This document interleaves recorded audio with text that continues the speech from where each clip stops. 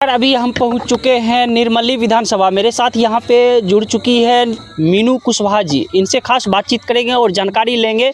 और यहां के अभी देखिए रात के लगभग अभी 8 बज चुके हैं। यहां पे कितना अभी देखिए जनता यहां पे है। इन जनता के बीच में रात्रि के 8 बजे सभी जनता के हाल चाल ले रहे हैं। इनसे खास बातचीत करेंगे और पूछेंगे कि इतना रात में आप जनता के बीच रह के कितना आपको पब्लिक का प्यार मिलता है। सबसे पहले मेरे चैनल में आपका स्वागत है। बहुत बहुत धन्यवाद। अच्छा मैडम, इतना रात को आप देख रहे हैं जनता के बीच में रहते हैं, तो फिर रात में फिर घर कब जाते हैं?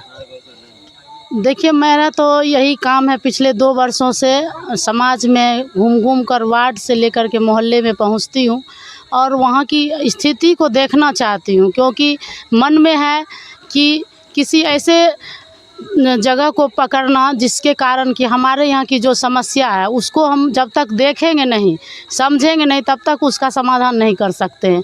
इसलिए मैं सुबह उठती हूँ और 7 बजे अपना नाश्ता पानी करके उसके बाद निकलती हूँ, जनता के बीच बैठती हूँ, चाहे वो 9 बजे 10 बजे, तब तक उसके बाद मैं घर पहुँचती हूँ। और जनता से प्यार की बात जहाँ तक कर रहे हैं कि जनता मुझे कहती है कि इस बार आप आओ और आप ही लगता है कि जनसुराज के प्लेटफॉर्म जो आप पकड़े हैं उसका साथ लेकर के हमारी जनता की सुंदर सरकार बना करके जनता के हर उस गरीबी हालत का, बेरोजगारी हालत का सुधार कर सकते हैं, शिक्षा की हालत का सुधार कर सकते हैं, स्वास्थ्य की हालत का सुधार कर सकते हैं। आज आपने जो देख रहे हैं, आज हमारे यहाँ जो वर्तमान सरकार है उसमें बड़े बड़े दिग्गज नेता हैं और उन नेताओं का खुलासा हम लोग कर रहे हैं। उन नेताओं के बारे में जानकारी दे रहे हैं जनता के बीच, जनता को बता रहे हैं कि हमारे यहाँ जो बड़े बड़े शीर्ष नेता हैं उनकी क्या स्थिति है, उनकी क्या प्रोग्रेसिव काम चल रहा है, उनकी क्या ज़मीनी हालत है। वो अपने बारे में अपनी हालत को सुधारने के लिए भी तैयार नहीं है, तो जनता की हालत कैसे सुधरेगी? तो जनता के बीच ना तो जा रहे हैं और ना अपनी वकालत कर पा रहे हैं कि आप अपनी सच्चाई तो बताइए जनता को, तभी जनता आप पर विश्वास करेगी। आज तक अच्छा मैम, देख रहे हैं अभी दिन पे दिन देख रहे हैं प्रशांत किशोर जी लगातार एनडीए नेताओं के पोल खोल रहे हैं। ये कैसे क्या है, इसके बारे में थोड़ा दर्शक को बता दीजिए।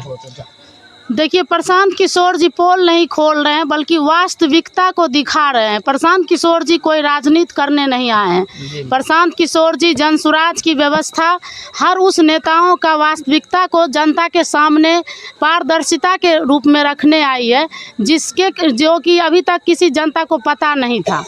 आपने देखा होगा कि प्रशांत किशोर जी अपना काम कर रहे थे और जनता को विश्वास दिला रहे थे कि इस बार जनता की सरकार होगी, और एनडीए के शीर्ष नेताओं ने जनता की सरकार बनने पर हमला किया है। उन्होंने अलग अलग तरह के क्वेश्चन उठाए हैं, अलग अलग तरह के आरोप लगाए हैं कि प्रशांत किशोर जी को कहां से पैसा आता है, कहां से फंडिंग आती है, जो कि वो इतना खर्च कर कर के जनताओं के बीच पहुंच रहे हैं। तो आपने ये सवाल बहुत अच्छा किया है, तो जनता को भी तो पता चले कि उनके जो सरकार है, उनके सरकार के जो बड़े बड़े शीर्ष नेता हैं उनकी हालत क्या है, उनकी। अच्छा, कौन कौन बड़े बड़े नेता हैं जो घोटाला कर रहे हैं? देखिए, अभी आपने देखा कि अभी सबसे पहले मैं बताऊंगी कि अपने यहाँ सम्राट चौधरी जी हैं जो कि उप मुख्यमंत्री भी हैं, और वो उनके नेतृत्व में हम सबको क्या दिक्कत हो रही है आपने देखा।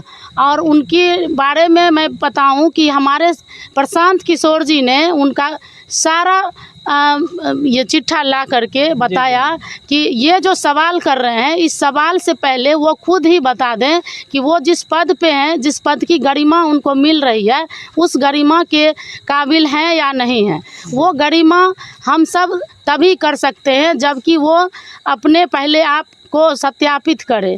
और सबसे बड़ी बातें हैं कि उन्होंने अपनी बार बार नाम बदल करके अपने पर लगे हुए आरोप को कोर्ट के बड़े बड़े कोर्ट से, हाई कोर्ट से लेकर के सुप्रीम कोर्ट तक के आरोपों को उन्होंने सत्यापित नहीं किया और अपना नाम बदल बदल के अलग अलग तरह से छिपने की कोशिश की है।